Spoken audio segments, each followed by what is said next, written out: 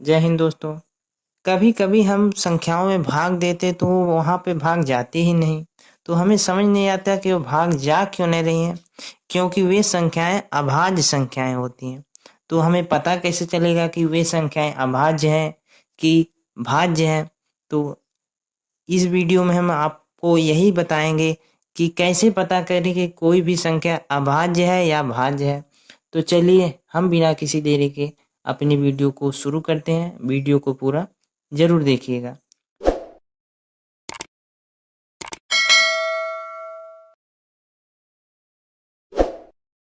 दोस्तों सबसे पहले जान लेते हैं कि अभाज्य संख्याएं किसे कहते हैं। अभाज्य संख्या को इंग्लिश में कहते हैं प्राइम नंबर्स। प्राइम नंबर होता क्या है? अभाज्य संख्याएं मतलब वे संख्याएं जिन्हें हम केवल एक से काट सकते हैं और वे संख्याएं खुद से कटेंगे और किसी भी संख्या से विभाजित नहीं होंगी।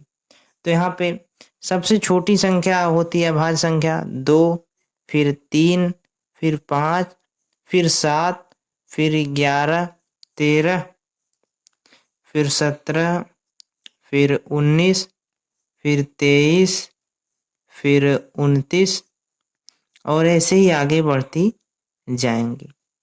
तो यहाँ पे देखेंगे तो किसी भी संख्या को चेक करने के लिए कि वह अभाज्य है या अभाज्य नहीं है, उसके लिए आपको हम दो तरीके बताएंगे।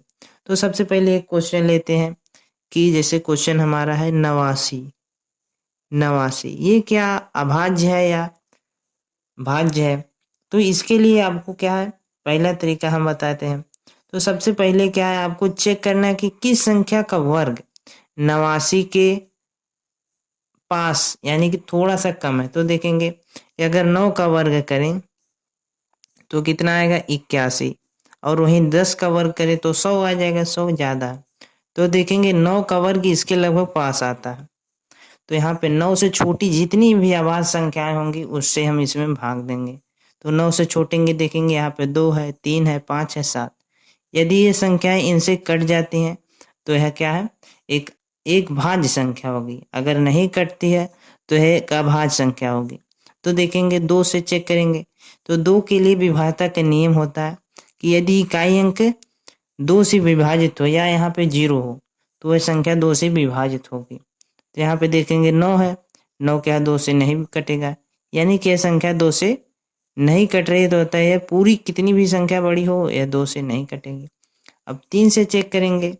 3 से क्या है, दोनों संख्याओं को जोड़ लेते हैं। 8 में 9 जोड़ेंगे हो जाएगा 17। 17 3 से नहीं कटेगा, यानी कि यह संख्या भी 3 से नहीं कटेगी। अब 5 से देखें, 5 के लिए इकाई अंक पे या तो 0 हो या 5 हो। कितनी भी बड़ी संख्या हो वह 5 से कट जाएगी। यहाँ पे 9 है इसलिए यह 5 से नहीं कटेगी।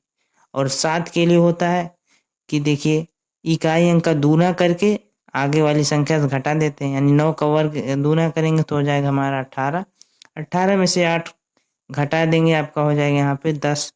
यहाँ पे 7 से भी नहीं कटेगा, यानी यह संख्या 9 से छोटी किसी भी संख्या से विभाजित नहीं हो रही है। अतः यह क्या है, यह अभाज्य संख्या है। अभाज्य संख्या है।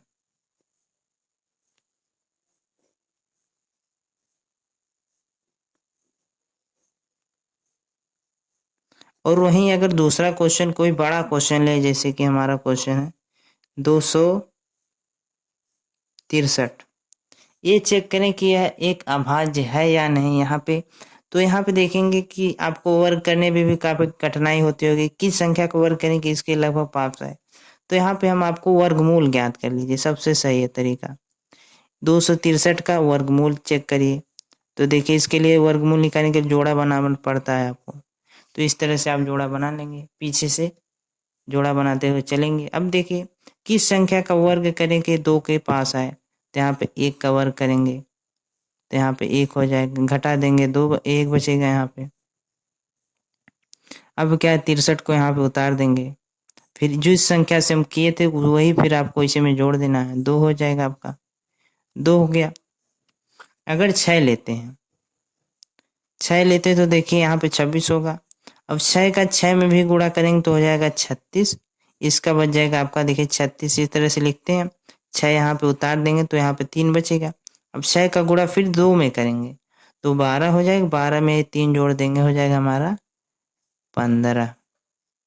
इसमें से फिर इसको घटा देंगे, कितना बचेगा आपका यहाँ पे 7 बचेगा, यहाँ पे बच जाएगा आपका 0, यानी देखिए यहाँ पे 7 आपका शेष बच रहा है।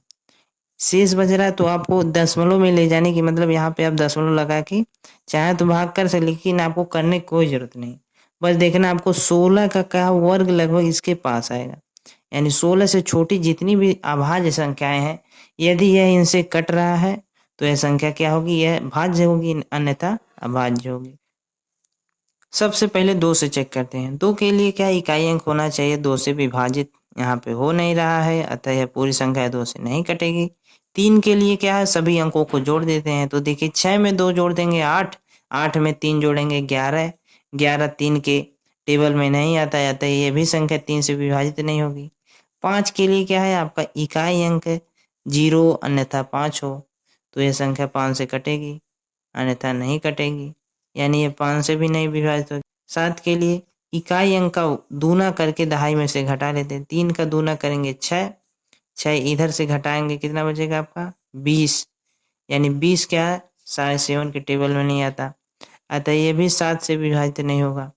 11 के लिए होता है कि आप इन दोनों संख्याओं को जोड़ लीजिए और इसको में से घटा दे, देखिए 2 3 5 होगा, 6 में से घटाएंगे 1 बचेगा, 1 क्या है 11 से नहीं कटेगा, अतः यह संख्या 11 से भी विभाजित नहीं होगी। 13 से यहाँ पे भाग दे दीजिए, देखिए 13 दूना 26, 2 बच जाएगा, 3 बच जाएगा, यहाँ पे भी 3 से 13 से विभाजित नहीं हो रहा है, ये किसी भी संख्या से विभाजित नहीं हो रहा है, अतः यह एक अभाज्य संख्या है।